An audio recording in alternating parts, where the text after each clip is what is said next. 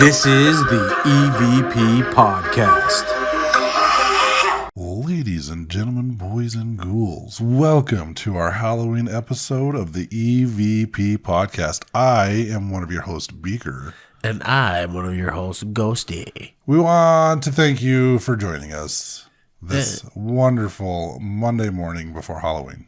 Yeah, it's Halloween weekend. We've been a whole month through Halloween. Yeah, we made it through all of Halloween. The whole month of it. Yeah, a whole month of Halloween.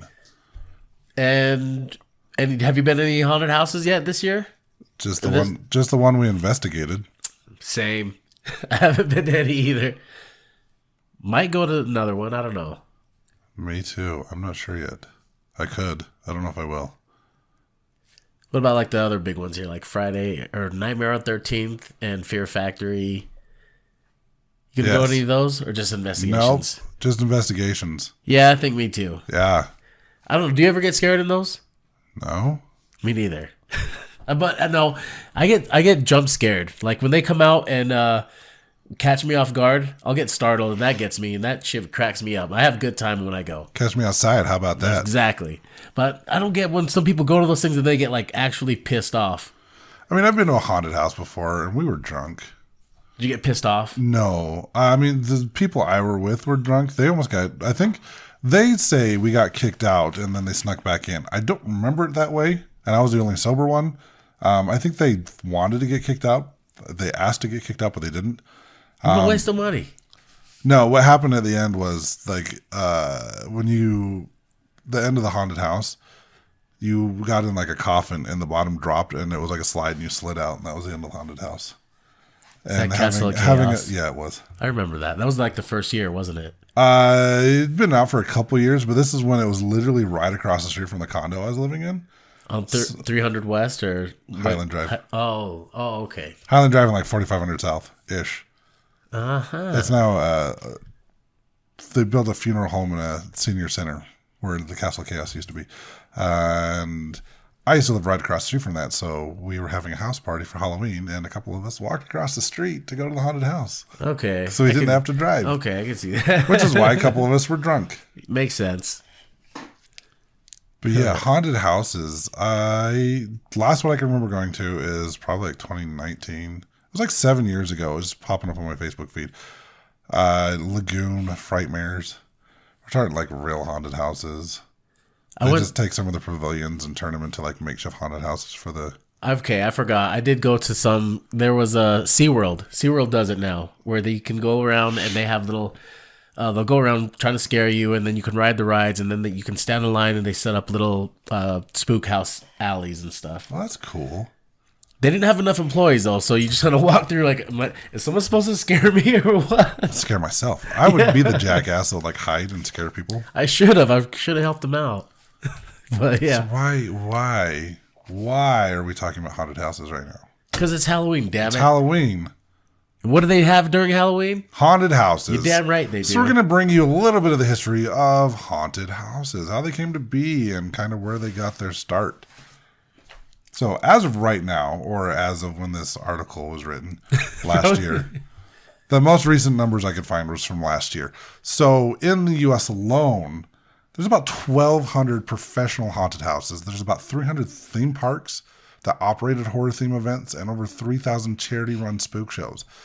But our love of being scared is by no means a recent phenomenon. It's not recent. It's not recent. Haunted attractions have been a long history that dates way back to our earliest civilizations. All the way back. All the way back. We love being scared. Starting with the ancient Egyptians. Oh, really? Yes. The Egyptians, they knew well that if you wanted to keep body snatchers away from a pyramid, you scare the shit out of them. So, mazes, moving walls, self-opening doors, traps, and the use of snakes and insects were commonplace in preserving treasures and dead royalty. That's why you see all that shit like Indiana Jones and stuff. That's real. He's an archaeologist. Yes. Belongs in a museum. So they weren't exactly charging admission for these scares, and the public was not lining up to get lost in the snake room. But this is one of the earliest examples of people crafting devices and sets to provoke fear. Now, the Greeks and Romans also unknowingly seeded the path for haunted attractions. Now, their folklore is rich with mazes and labyrinths, all filled with monsters, like the Minotaur. Yeah, that's scary as shit. Can Yeah. you imagine this thing trying to come after you? And as soon as it finds you, it's going to eat your ass. Right. Not in a good way. Their theater was also a vital part of their culture. It stands to reason that these ancients began devising rudimentary special effects to represent monsters and beasts. Now, they also pioneered a number of theatrical devices that would evolve into spooky elements used in haunts today, including fog, trapdoors, ghostly images, and even fake blood and gore. Now, the ancient Greeks even created multiple large-scale special effects contraptions, including the Deus Ex Machina, used to make actors fly, and the Ekikalama, which is, probably didn't pronounce that right, but that's okay. Machina. Yeah, we're not that. I'm past that Okay. word. Yeah, I'm past the Deus Ex Machina. Oh, okay. Which is how that's pronounced. Thank you for incorrectly correcting me. The next word, so basically it's this platform that's mostly used to reveal dead bodies. So the audience there's a lot of can see K's them. in there. Yes. Ekiklima. That is weird. So it's like a platform that they use to like kind of wheel things out and hide stuff from the audience so they didn't see them. Machina. Yeah.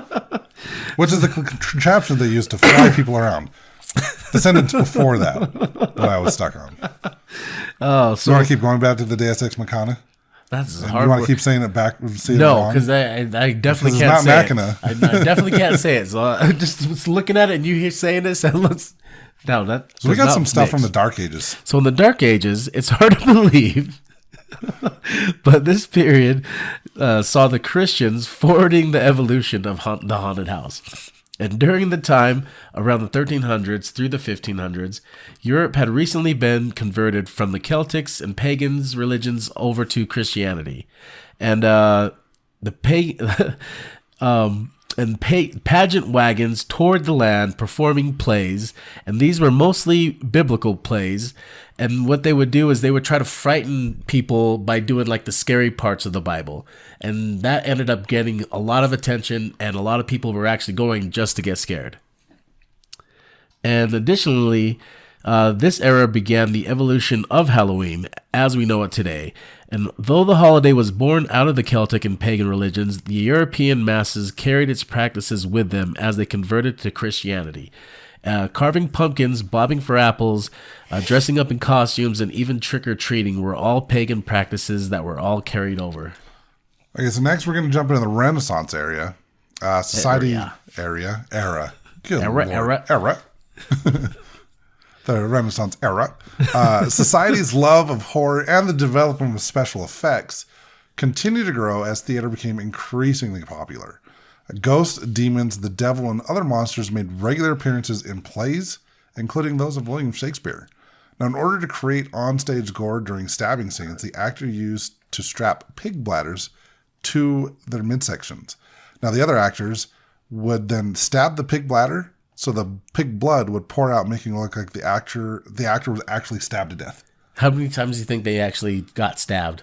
13. 13 times. Yeah, it's the unlucky number. That's what I'm going with. I like it. 13 times a play. Makes sense. A night? I don't know. Oh, I just kicked the Oh, camera. damn it. Why are you doing Good that? Lord. Hey, YouTube. They were sideways now. I kicked the camera. You can just slide that over. We're not. Catch. Look. Wait for it. Okay, we're good. Go. All right. Yay for podcasting. So in the 1800s, people became enthralled with ghosts and the possibility of other realms. And during the century, mediums, fortune tellers, spiritualists, and conjuring sessions and to communicate with the dead became a form of entertainment for the elite. And many clairvoyants became renowned celebrities who were paid top dollar for their services. Kind of like the Fox sisters. I think we've talked about them before. True that. Magician Harry Houdini set out to disprove the practice and debunked several famous spiritualists. Now, so did you ever hear this? Like when he passed away, like him and his wife it was either his wife passed away or he passed away first. I think he passed away first. But I've heard people that do this to this day where they have like a secret code word they have if one of them passed away to kind of prove if mediums are like real or not or legit, right? Uh-huh. So like they would ask these so-called mediums if they could really talk to Harry Houdini, like what the password was. And no one was ever able to give the password. So Harry Houdini did this. I know James Randi. Yeah. Well, we need to have an episode on him. But Yep. he spent a good chunk of his life trying to debunk people as well. So what do we got next? The haunt theme path in theater continued, including John Pepper's invention of a setup that, through the use of mirrors, made people appear to be translucent. So like the hologram, right? So it looked like they were translucent apparitions on stage. This device became known as Pepper's Ghost. The 1800s also saw the opening of the first wax museum, paving the way for future walk-through attractions that played with the patron's sense of reality. Now, the first wax museum. Which we've all have We've probably all been through. heard of this. I guarantee Or you've heard walked of through it. this. Yeah. Well, I mean, you've at least heard of it. Yes. In 1802, the first Madame Tussauds, she scandalized British audiences with Tussauds or Tussaud? Huh? Is it Tussaud? It's Madame Tussaud. There's a I've heard it. D in there. Yeah, I know, but it's also... I'm going with Madame Tussaud. If I'm wrong, then I'm wrong. But that's what I'm going with. Now, like I was saying, she scandalized British audiences with an expedition of wax sculptures of decapitated French figures, including King Louis the 16th, Marie Antoinette, and Marat and Robespierre. I don't know who that is. Robespierre. I probably said that wrong. So Tussaud's likeness were remarkably accurate, and with good reason. She created death masks of the French Revolution's many guillotine victims. And when she set up a permanent London exhibition, she dubbed her grotesque collection the Chamber of Horrors, which is a name that has stuck to the Wax Museum to this day. I know there is one in Las Vegas. I think there's one in California. Yes. I know And yes. in California, you'll see, I think it's in like Hollywood or something. It's like in that. Hollywood, yeah. That's where you'll see the videos of like Arnold Schwarzenegger going and standing there pretending to be a wax figure and like scaring his fans as they come up to it. And those videos are funny. Those were. And it's not even Halloween time. They just do it because they can. Because they live in Hollywood. Now, the obsession with death in the 1800s is also what led Mary Shelley to write Frankenstein. Now, it was first published in 1818. The book sees Frankenstein's monster brought to life through the real-life practice of galvanism, or the reanimation of the dead with electric shocks. And then carrying on into the 1900s, the beginning of the 20th century saw the height of the traveling carnival, and with it, the rise of the freak show. Patrons would walk through these attractions looking at human deformities and other oddities, and many of them were fake. Dark rides also became popular amusement attractions, and these had patrons sitting on a boat or train and automatically move through the numerous scenes, and they would just kind of go like, like kind of like the Tunnel of Love, how that was. And then the amusement parks and family-run centers sprang up all over the nation. Many could not afford a big roller coaster, so some offered cheap fun houses and haunted houses to pull in patrons. And these were often very dark mazes filled with mirrors and loud buzzers. It was also around this time that many of the residential houses built during the early 1800s were becoming a little worn down and dilapidated. Dilapidated? Dilapidated. Yep. Dilapidated. Words. Now, to prevent children from exploring these dangerous buildings, adults would say that ghosts inhabited the neglected homes, further fueling the mystique of haunted dwellings. I mean, I believe it. I'd be like, hell yeah, it's haunted. Look at that thing. Right. We still do that to this day. You drive, like if we're on a road trip somewhere, people are like, that place looks haunted because it looks run down and beat up. That doesn't mean it's haunted, but that's everyone's go-to is like, that place is beat to shit. It's haunted. Guarantee haunted. Now, the first recorded haunted attraction was the Orton and Spooner Ghost House, which opened in 1915 in the United Kingdom as part of the Edwardian Fair. Now, this time, the Grand Giugiani Theater in France was scaring audiences nightly with its graphic staged horror entertainment. Now, the theater's director, whose name was Max Maury, now he famously boasted that he judged each performance by the number of people who passed out because they were shocked in the audience. Now, the fake blood that the theater used was made of soap and bugs, and it consisted of equal parts of glycerin, which is a clear soap, and caramine, and a bright red pigment made by boiling and crushing certain beetles. And then the Halloween-themed haunted houses first emerged during the Great Depression as American parents schemed up ways to distract young tricksters whose holiday pranks had escalated to property damage, vandalism, and harassment of strangers. And those first haunted houses were very primitive. Groups of families would decorate their basements and hold house-to-house parties. Kids could spook themselves by traveling from basement to basement and experiencing different scary scenes. This 1937 party pamphlet, there was a party pamphlet that you could go to. It described how they could also design their trails of terror to spook their children, which is just kind of talked about how they can make a little, walkway outside and jump out and scare each other. Let me ask you this: when you were growing up, did you ever put on like a haunted house in your basement or anything like that? No, but I remember friends of mine or cousins who would do it at like their church or something. They did it at their church, and I went there and walked through it and went through it. Went through the spook houses at the churches or whatever. So I remember growing up, our basement was unfinished. So we're talking about like cement floors, like you can still see the studs where walls would be. Yeah. Right? They didn't finish our basement until I was probably like 8 years old. So I still remember this. Like we had like these styrofoam pads that you used for camping back in the day. So this is like late 80s, early 90s, somewhere in there. Uh-huh. But we had set stuff up and we like wore masks and hid behind them. And we let like other kids in the neighborhood would come in our basement and kind of walk through the little maze that we built, and we'd jump out and scare them. So I remember building our own little haunted house in our basement. It was kind of fun. That's pretty cool. That'd be really cool. I mean, I've been through some of those where when you go to trick or treat, and as you walk up or as you approach their house, you could go through the little spook house thing that they make. And sometimes I think they did have some that went through their house. Didn't go to their basement, but it did go through their house and back out of their house. And then some that were just like in their driveway, in their garage. Well, with all the shit that you can buy from Spirit Halloween now, you could build your own freaking haunted house with the animatronics and stuff that they sell. That they have now is purposely for that. Yeah, it is. It's freaking awesome. It's pretty crazy. You should see my neighbor didn't build a haunted house, but he's got so many scary things in his front yard. Sometimes, like, I hated coming home at night, like at 11 o'clock, 11:30 midnight, the last few Halloweens, because I would sometimes forget they did have that stuff there. So I'd be driving up the street and there's like, a Pennywise and a Michael Myers and all that shit in this front yard. I'm just like, oh my gosh. There's been times where I'm like, it's going to come alive and kill me.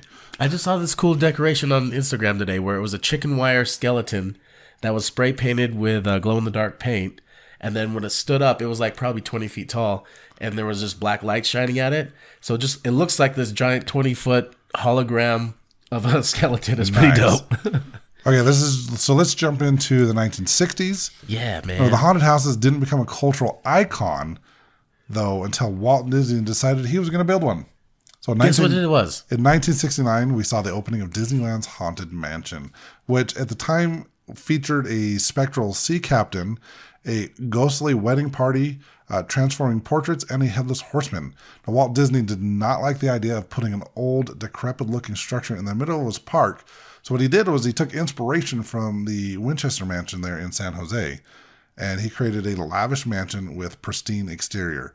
Now, originally, customers were supposed to walk through the Haunted Mansion, but the park staff had problems maintaining their pace and keeping the line moving steadily, so it became a dark ride in which patrons sat in trains, which are now known as doom buggies, that carried them through the haunt. Now, in a single day, when this first opened, when it first debuted, more than 82,000 people passed through the Haunted Mansion. Now, the attraction centerpiece is the Grand Hall, which is a 90-foot-long ballroom sequence of dancing ghouls at a birthday party. Disney brought the scene to life using what we talked about earlier, the Pepper's Ghost method. Which is, like we said, using like the mirrors and stuff. Yeah. Using the mirrors to make it look like they're floating and stuff. Yeah, so I guess people are just like, would not move around in there, so they finally had to be like, you know what, we're going to force them to move. You quit kicking the damn camera. We're fine. We're going to chain your legs up. Keep going. It's fine. So in the 70s, many haunt owners and even older generations remember having their first spooky attraction experience courtesy of the JC's charity, short for the United States Junior Chambers. The JCs encouraged its young members to put up haunted houses in abandoned buildings or fields as a way to raise money, and the organizations became so well known for their haunts that in 1975, two men from the Bloomington, Illinois chapter, Jim Gould and Tom Hilligoss, decided to write a book about how to create one, detailing makeup effects, scene ideas, and marketing strategies. Over 20,000 copies were printed, and Gould and Hilligoss became the first ever haunted house experts. They would go on to form the Haunted House Company, one of the first outfits to sell FX, masks, lighting, costumes, and marketing materials all in one place. Fun fact. Yeah, I missed one, apparently. The two men also created the first ever Santa's Village attraction for Christmas. That's awesome.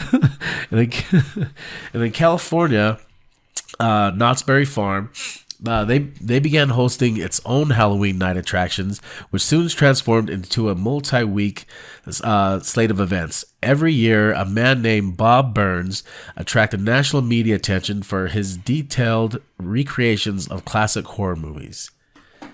And evangelical Christians even made their own anti-Halloween attractions. Jerry Falwell and Liberty University introduced one of the first hell houses. And in 1972... In 1972 is when they had the first Hell House. The first Hell House. Yes. So a Hell House it's like a conventional haunted house attraction. It's a space set aside for actors to frighten patrons with gruesome exhibits and scenes presented as a series of short vignettes with a narrated guide. Now, unlike haunted houses, Hell houses focus on real-life situations and the effects of sin or the fate of unrepentant sinners in the afterlife. They're most typically operated in the days preceding to Halloween. And we'll talk a little bit more about hell houses in a little bit. So that was just back to like kind of what they used to do with their traveling, scare you with the Bible stories. Well, it's funny. Do you ever watch Young Sheldon? No, but I know what it is. So in Young Sheldon, they actually have an episode where like their pastor creates one of these hell houses. Oh yeah, yeah. Or they go through I want to say it was Young Sheldon, where they go through the different rooms in the house, and like each room is like one of the 7 deadly sins.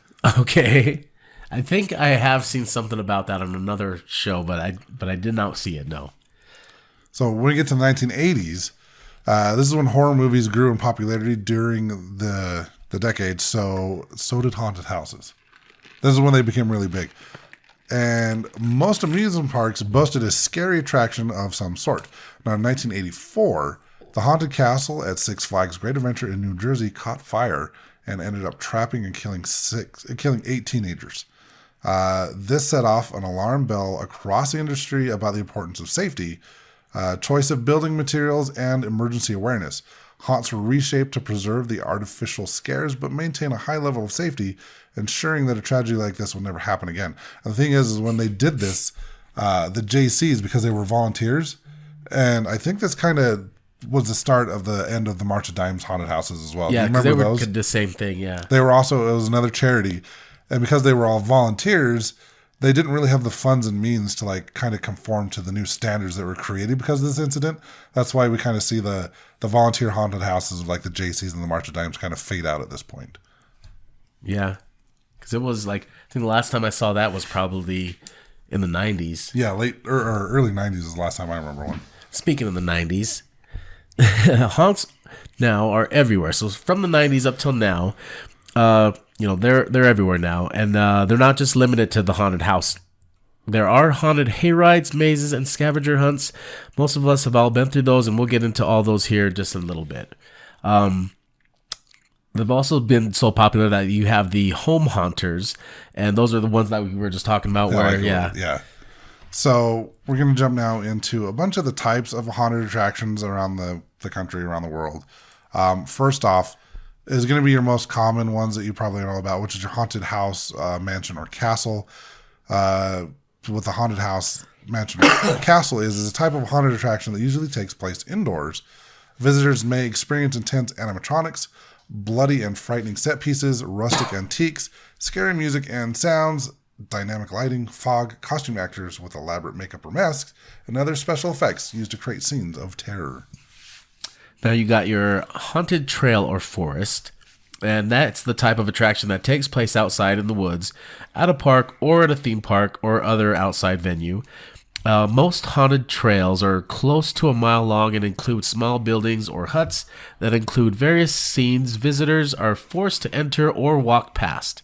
The majority of haunted trails have lit paths or roped off areas, and if there are no paths in the woods that have already been made, haunted trails include various rooms or scenes such as hillbilly huts, a haunted cornfield, a clown maze, an alien invasion, or movie-themed rooms.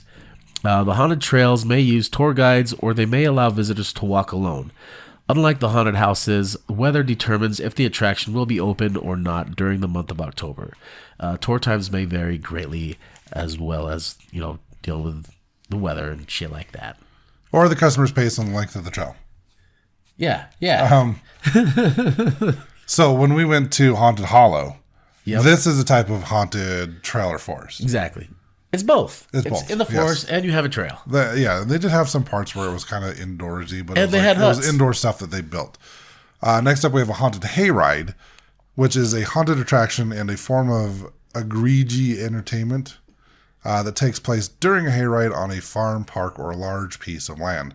Now, patrons climb on a wagon filled with hay or hay bales and are driven in the darkness as the tractor driver navigates through brush, cornfields, narrow paths, fields, and barns. Throughout the trip, customers may come in contact with out-of-control farm equipment, fast-moving vehicles such as hearses or hot rods, and actors dressed up as monsters and traditional characters like the Headless Horseman from Washington Irving's The Legend of Sleepy Hollow. Now, the typical haunted hayride lasts usually about 10 to 45 minutes.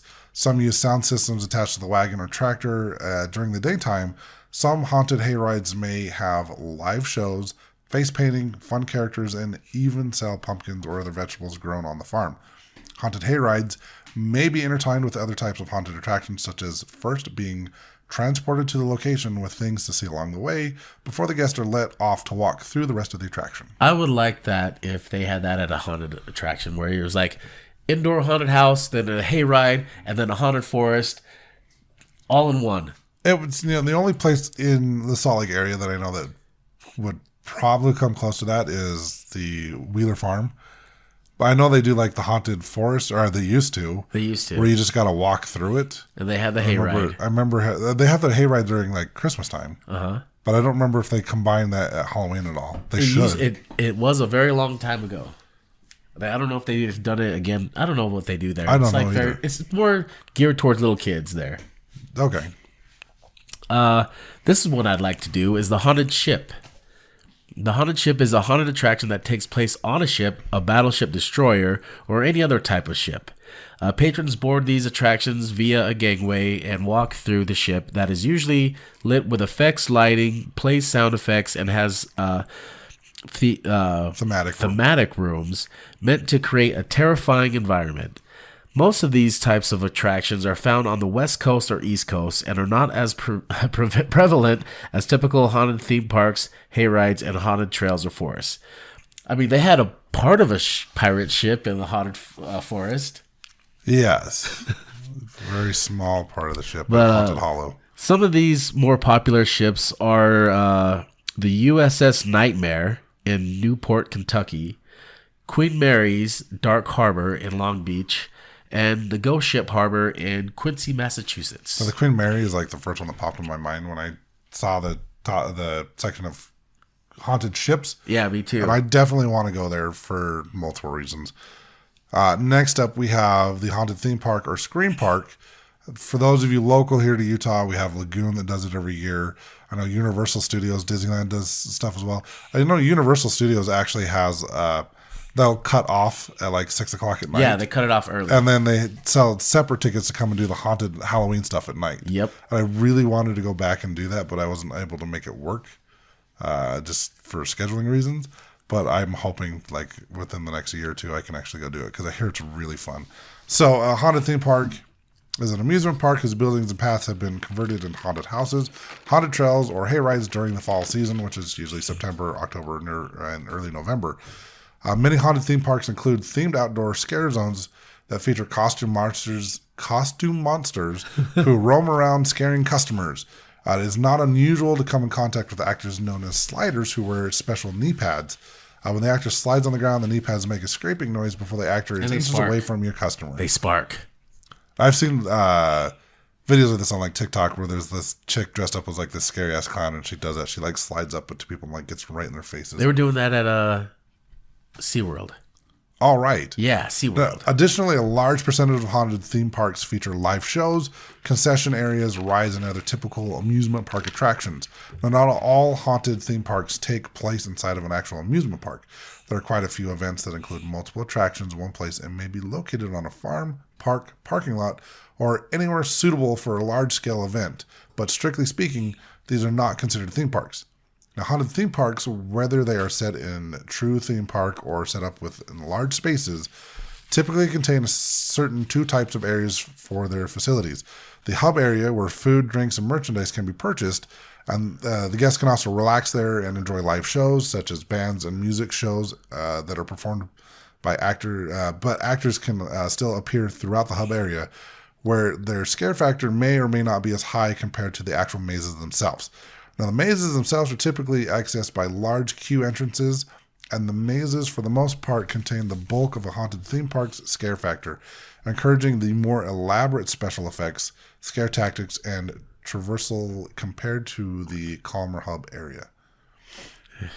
So, like at Lagoon, for example, for those of you that have been here to Utah, they actually take a couple of their pavilions throughout the park and wall them off and turn them into like haunted houses. I think they end up having like 4 or 5 different haunted houses. Yeah, they usually end up being like any theme park. There's usually that multiple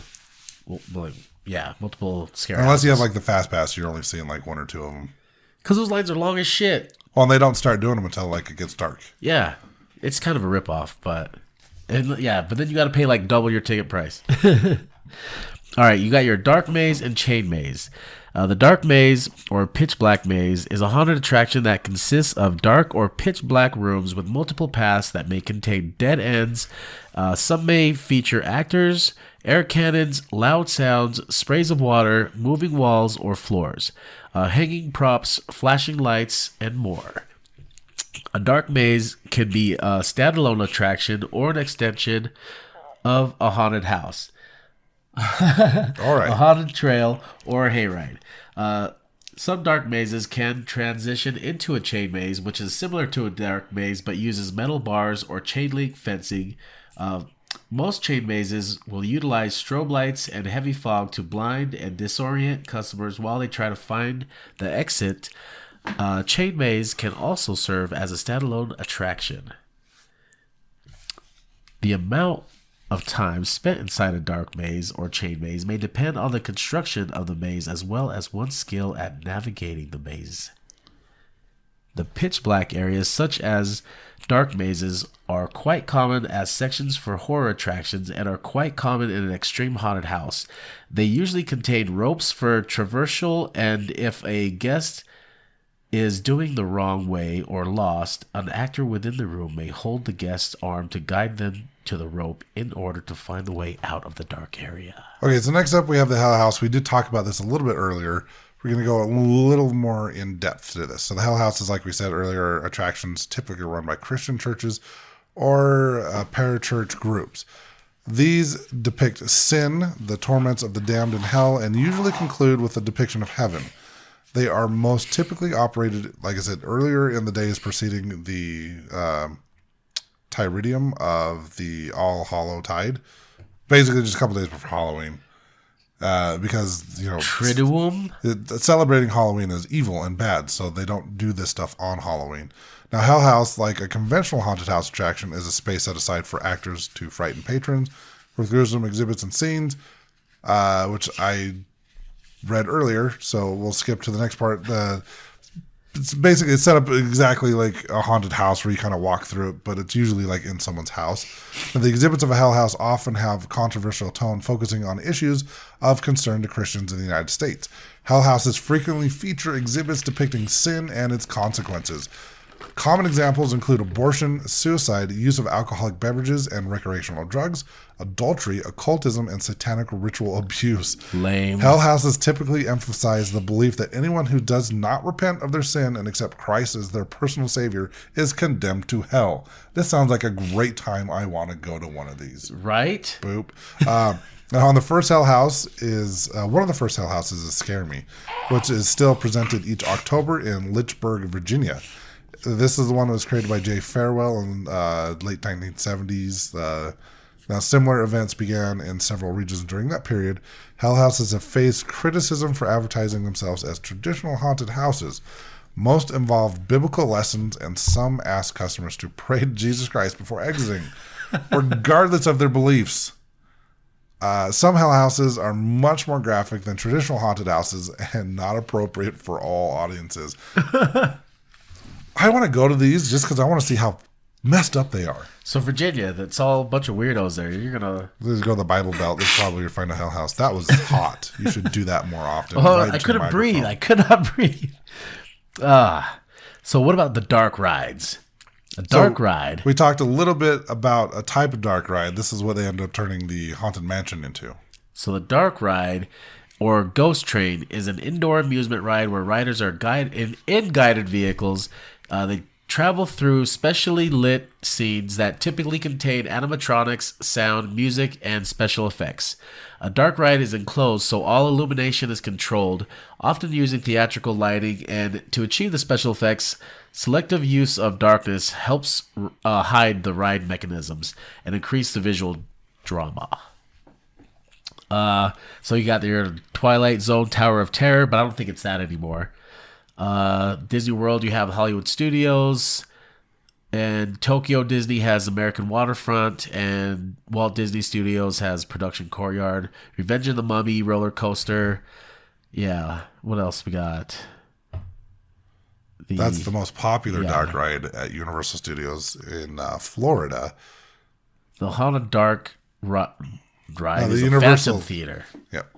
You got the Revenge of the Mummy, which is also in Universal Studios Hollywood Lower Lot, and they also have one in Singapore.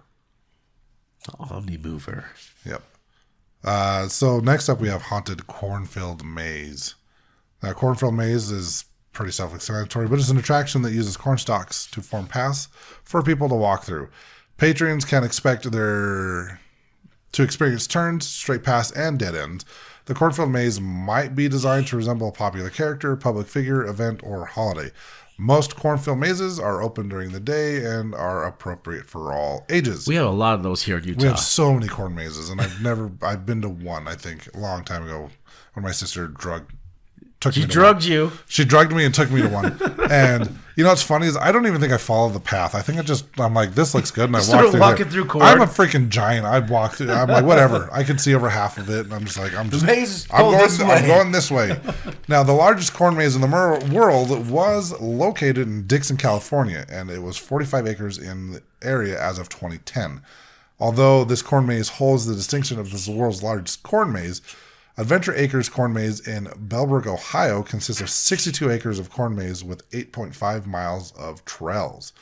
In 2003, a world record for the longest maze path, as recognized by the Guinness Book of World Records, was set on July 10th of 2003 at 8.838 miles. Oh, shit. In a lobster maze, designed by Arden Fisher at Stewart's Gardlands, Christchurch, Dorset, England. They have a lot of names for their cities, apparently. A haunted cornfield maze is identical to a cornfield maze, except that it may include actors, props, special effects, scary music, and more. The majority of haunted cornfield mazes are open after dark. And the last one. That's not the last one. You need to calm down there, son. We still got a couple more. We got a bunch more. Let's keep going. So you got your home and yard haunts. And it's a simplified version of a haunted attraction, and it's usually at somebody's house, and they begin with a yard haunt, and before continuing into the inside of the house, you usually have the garages, and then visitors can expect to see homemade props, animatronics, detailed decor, special effects, and costumed characters. The vast majority of home haunts are not for profit and may ask for donations. Charity or other local causes are usually what they do it for. And they are usually open for a few hours on Halloween night and for a few weekends in October.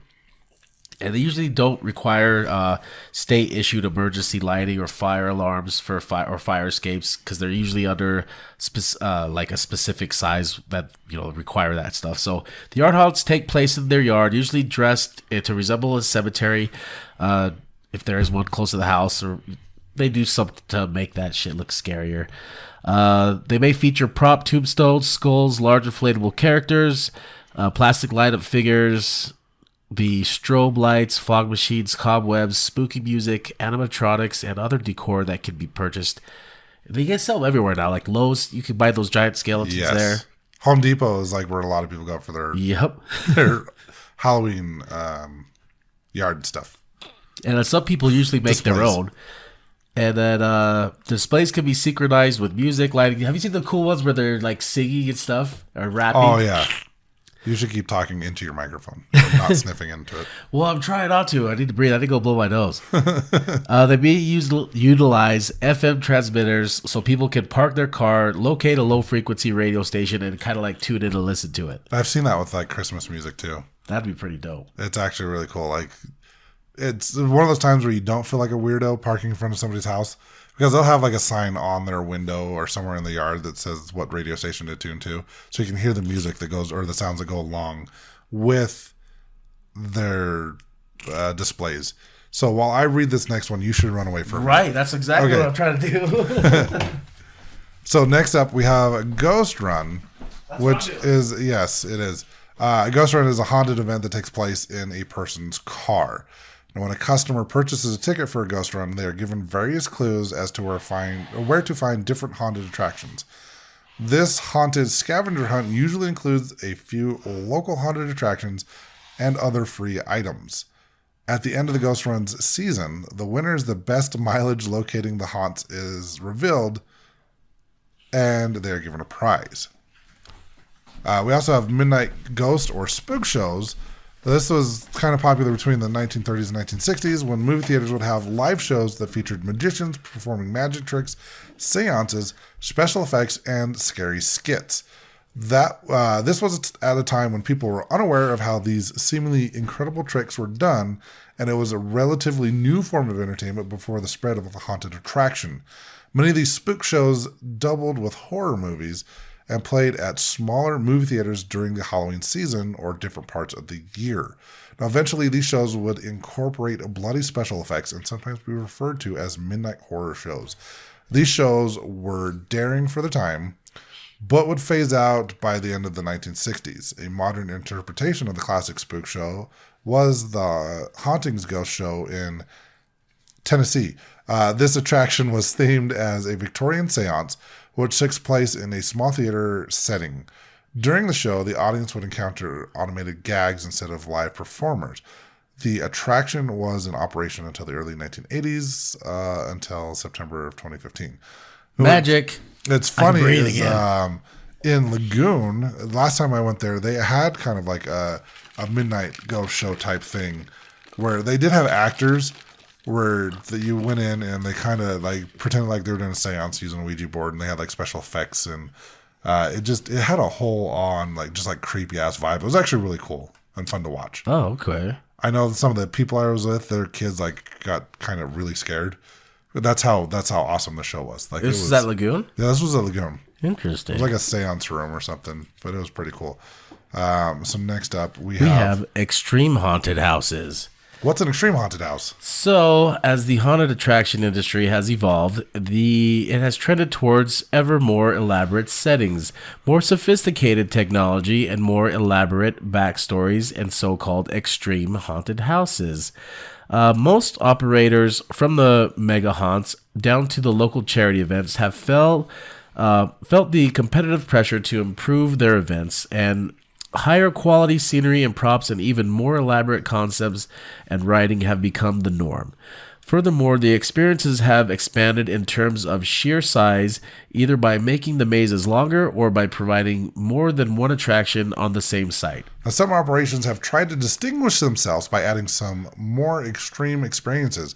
The most common upgrades beyond those cited above, that we just talked about, include blackout houses, interactive houses, and the inclusion of virtual reality, laser tag elements, or both. Blackout houses are pitch black mazes which guests must feel their way through. This may involve crawling and sometimes contact by the actors.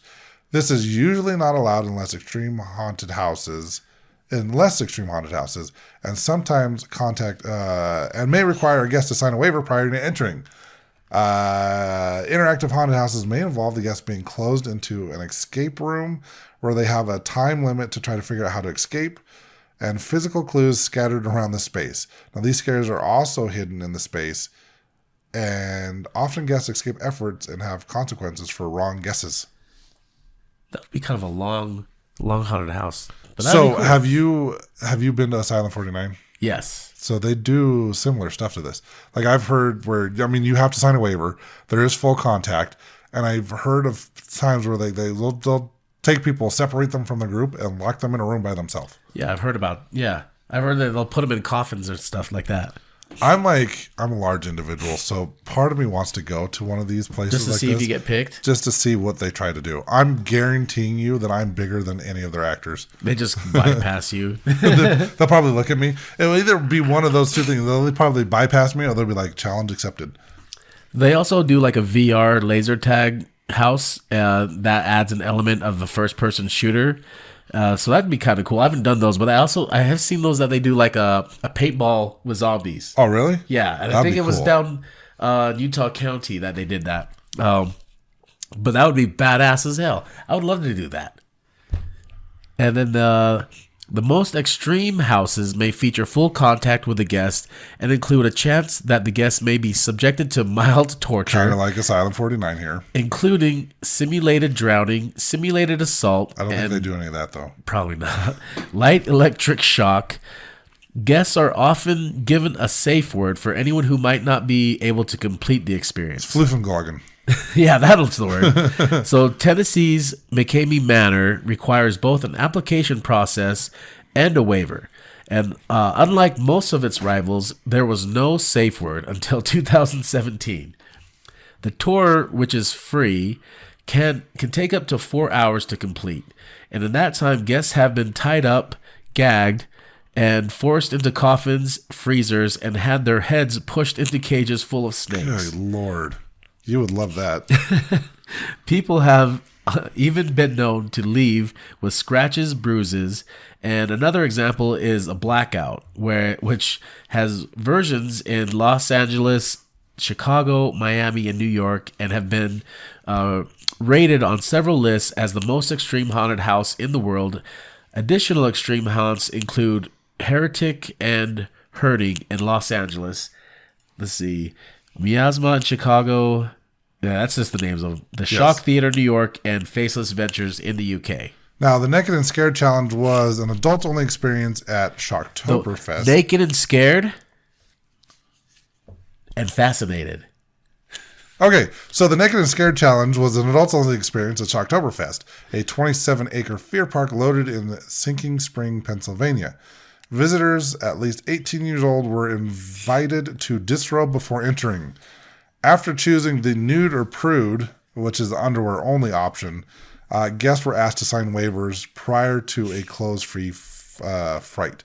The nude option was canceled prior to opening due to the pressure from local authorities. There's been such few houses around the country, but they have apparently not caught on. I wonder why. The event began during the 2013 season and was still running as of 2017 as the Almost Naked and Scared Challenge. The Almost Naked and Now, Haunted Experience is a relatively new type of haunted attraction that combines the concept of haunted house with something like a scavenger hunt. Hint. These begin in one place and end in another, usually the haunted house itself. An example of a haunted experience is the Nyctophobia on Long Island, New York.